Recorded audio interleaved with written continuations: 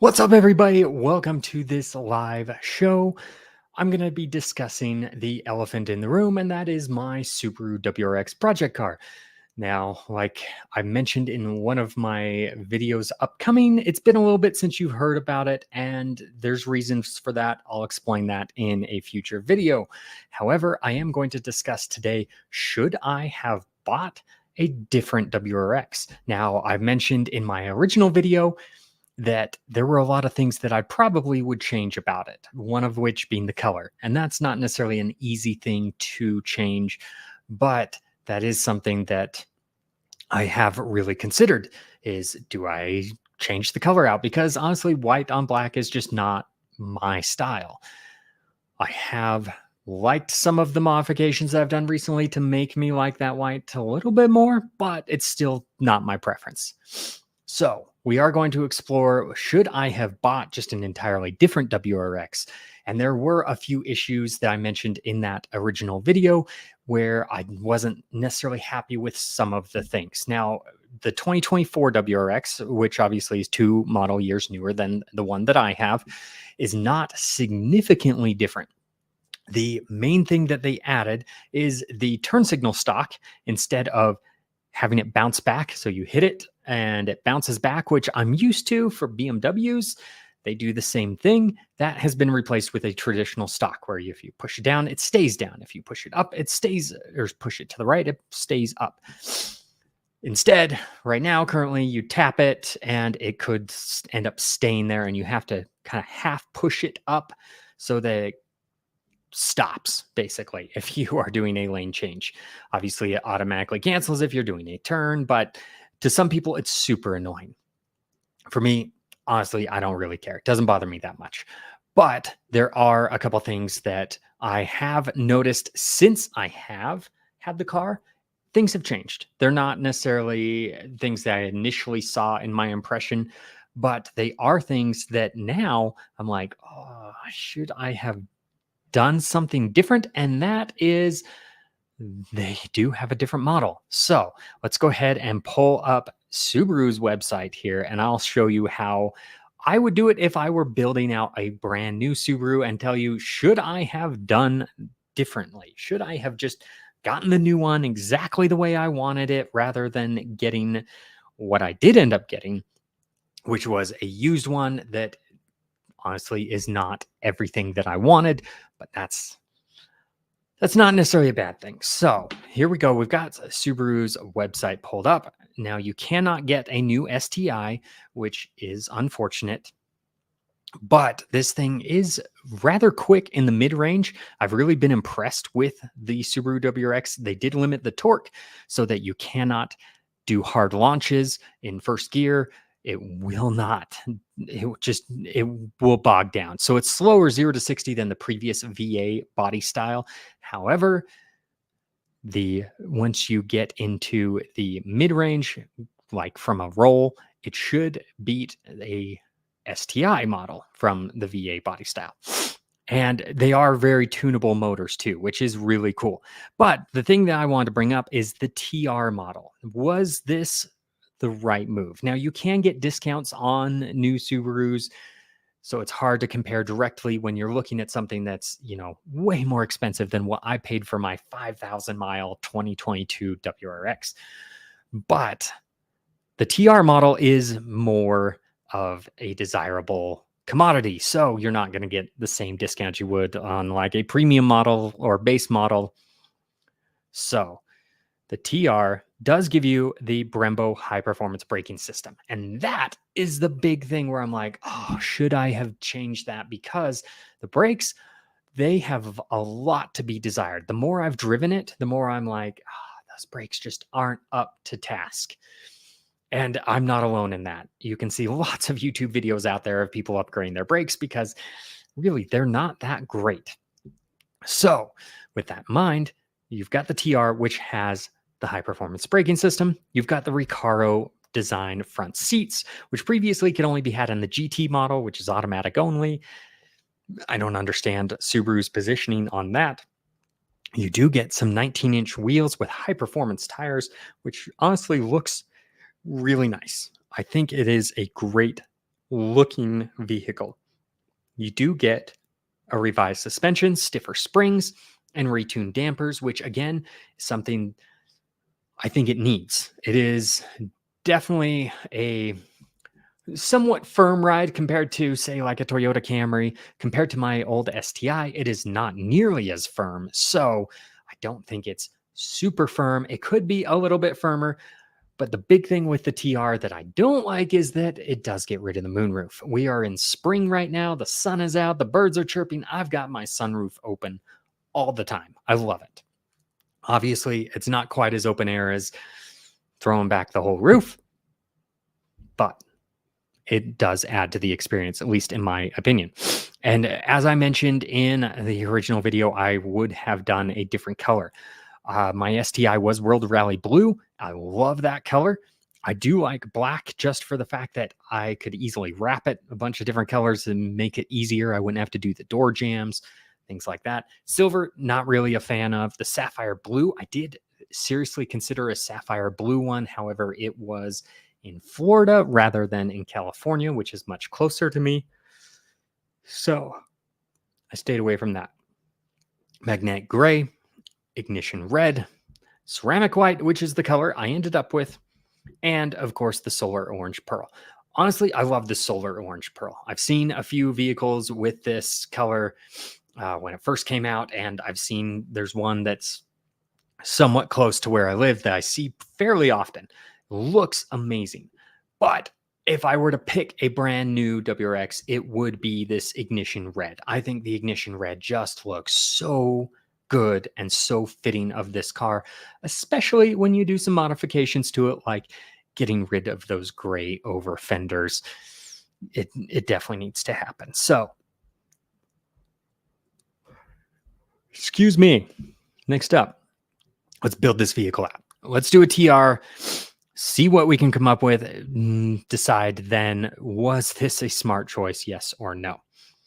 And we can see all the TR features there, the Brembo brakes, the Recaro seats, which are really nice. You've got the 19-inch wheels, like I mentioned, different suspension, and the moonroof.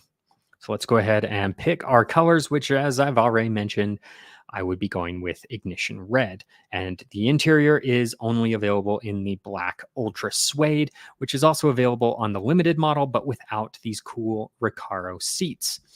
So these seats, really nice.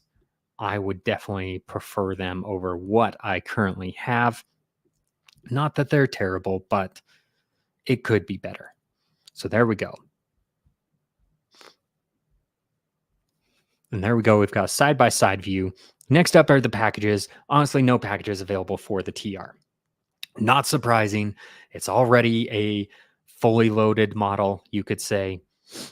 You can do some accessories. You can add a CD player if you wanted. Not going to do that. All-weather floor liners, cargo tray, things of that nature. Engine underguard would be cool if you were going to go off-roading with it, but it is the TR model, which is more designed for the roads. We're not going to do that. Same with the mud flaps. These fog light trim LEDs are actually really cool, something I would consider doing to my car. So it's like, oh, I could add those for $450. But the aftermarket has, honestly, quite a few options. Splash guards, I'm not going to go with that, or the mud flaps. The STI Performance mufflers, I do want a little bit more noise. And I emphasize that with a little because I do drive this with my kids. I do leave at different hours of the night and morning, so it's not necessarily something I don't want to wake everybody up. I already do that with the R8. So it would be nice to have just a little bit more tone, but not too aggressive. Obviously, I can add something like this to mine. But if I were to get the way I would want it straight from the factory, I would add these STI Performance mufflers. And then you also can get the carbon fiber trunk trim, which honestly, I'm just going to skip right over. This is something you can do. The grille, you can light up the Subaru emblem if you wanted. Not going to do that. Now, the side sill plates illuminated, I actually do really like that. It adds a little bit of class to it. I understand it is an economy car with a turbocharged motor. But if, again, I was adding this or ordering this directly from the factory, I'd add that for $264. The trunk spoiler, I really like the look of this one, so I would add that on there. I like it a lot more than just this factory kind of color profile matched little tiny spoiler. Anyway, I would add that, and that would put us at a total of $43,680. Actually, we got to add those destination charges in there. No, I don't want to give my feedback, but it's not selecting it. There we go. $44,800 for a brand new WRX. Now, this gets into an interesting situation. I think that is a lot of money for what this car is. Now, when you compare it to what I paid for the car, which is, 15-ish thousand dollars less than that, for a very lightly used model, doesn't have the same options. It gives a lot of room to add these things, to get the different suspension, different wheels, different seats. If I wanted to swap out the interior, that one's going to be a little bit harder. But I don't know if that would be worth it. That is a lot of money to add into this. So $44,800, that's how I would build out a brand new Subaru if I were to do it. And basically money was no object.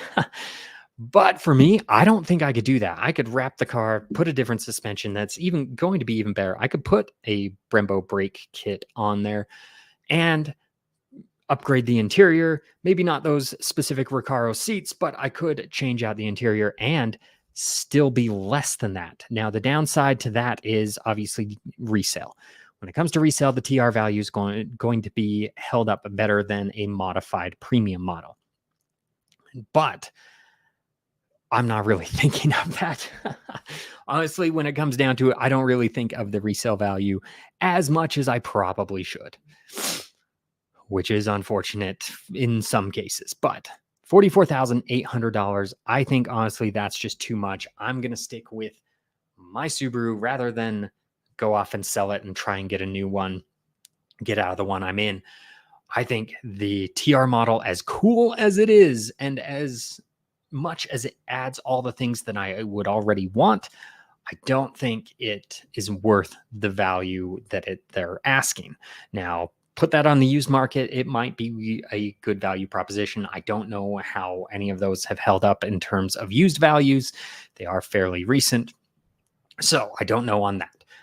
But I think the way that I've got my Subaru set up now, at least the plans that I have set up for it, I think is going to be a much better option over the long term. And it gives me the opportunity to work with a lot of great brands that are going to be able to help me amplify and change this vehicle the way that I would personally like to have it. So I'm doing this live for you today. I wanted to go over that and see what you thought of it, and make sure to check out some of my other WRX videos. But I know I couldn't do this live streaming with you without my partner StreamYard, who is a part of this broadcast, and I'm grateful for them because I've used them for podcasting in the past and I have had a great experience with it. You can download high quality audio recordings locally, even though you are going across a internet connection. It allows for a lot higher quality recordings in case there is an issue with your internet connection during this time. So it's very convenient to have if you're going to start a podcast or you're doing podcasting, or in my case, if you're doing live streaming, which we're doing right now. And this has performed flawlessly, even though I've had a million hiccups with live streaming. None of them have been due to StreamYard. It's been a flawless platform for me. It's been every tech issue you can think of on my end, and that is unfortunate. But I'm glad that we were able to get this live going today. So make sure to check out the link in the description for more information about my partner StreamYard and doing this video. But what do you think of my WRX? Do you think I made the right choice? Do you think I should have gotten the TR model all along? Is that the smart choice? Maybe, maybe not. But let me know what you think in the comments, how I should have done this. Should I have done it differently? But make sure to check out some other videos while you're here, and I will catch you on the next one.